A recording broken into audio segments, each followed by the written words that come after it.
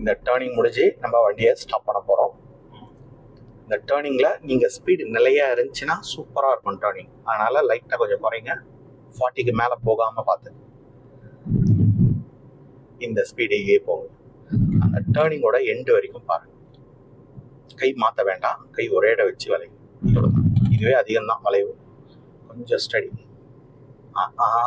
நெளியக்கூடாது. இந்த நெளியறது ஏன் வருது தெரியுமா? பார்வை கிட்ட வர்றதுனால. தூரமாக பாருங்க, அங்கே ரோடு தெரியிற வரைக்கும் பாருங்க.